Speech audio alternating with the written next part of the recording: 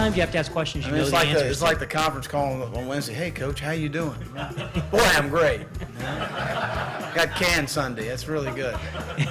You got to give Will Muschamp credit for taking the high road, maintaining a sense of humor amidst his firing at Florida. Bonnie Bernstein in our Campus Insider studios. Pleased to be joined by one of Florida's greatest all-time running backs, College Football Hall of Famer Emmitt Smith. Emmitt Muschamp, when you reflect back on his time with the Gators, what do you think held him and the team back from meeting expectations? I would have to say it has to be the offense. I think our offensive scheme has not been as productive as we would like for it to be. We've been very, very inefficient in the passing game, been pretty solid somewhat in the running game. And I think in the SEC, you got to be able to throw the football as well as run the football. And I think we've been very inconsistent in both of those areas. Emmitt, there has been so much speculation about the next guy. It could be Steve Spurrier, Lane Kiffin, Dan Mullen, Brian Kelly, Chip Kelly. I mean, the names are all over the map.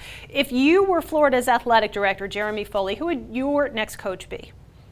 Well, I think the University of Florida has to ask itself what type of identity they want to start to establish. Outside of looking at Alabama, you obviously can't get the head coach because he's too expensive there. But then, LSU is not happy with their head coach. So I would find a guy or a group that has the ability to give us that balance, but not only that, but educate our quarterbacks and be able to recruit.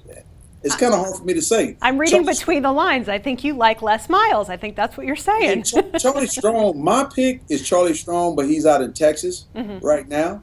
He would be a great head coach for the University of Florida because, one, he can help raise dollars. Two, he can go out and recruit some of the toughest kids in some of the urban areas where Lane Kiffin and others might not be able to go. So Charlie Strong would have been the right ideal pick. But since we cannot get him, I don't know who to go get. All right, you had expressed some frustration about the play of Jeff Driscoll during the Alabama game. Now Treon Harris is the guy. How do you feel about him behind center? Well, we still have the same problem because Treon is a young quarterback and has a lot to learn. Let's look at it. He's only throwing the ball 10, 12 times a game, and that's not enough. You have to run the football, yes, but can you run the ball 80% of the time and throw the ball 20% of the time? I don't think so. You could throw it 60% of the time and run it 40% of the time, or run it 60% of the time and throw it 40% of the time. But you want to be somewhere in that range. It is Florida State week. Give me your prediction about whether the Gators can knock off the last unbeaten in the Power Five.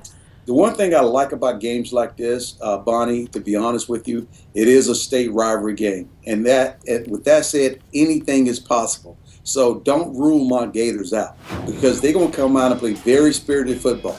Now, if that spirited football is at a level which I would hope for it to be, where we're creating turnovers, creating opportunities for our offense, and we're controlling the clock and not giving Jameis Winston a chance to get on the football field, then we might have a chance of winning. If we go out and we lay an egg and don't convert on third downs and don't get enough first downs and turn the football over, we might see it's a possibility we could get blown out of the stadium. College and Pro Football Hall of Famer Emmitt Smith. Emmitt, thank you so much for the time.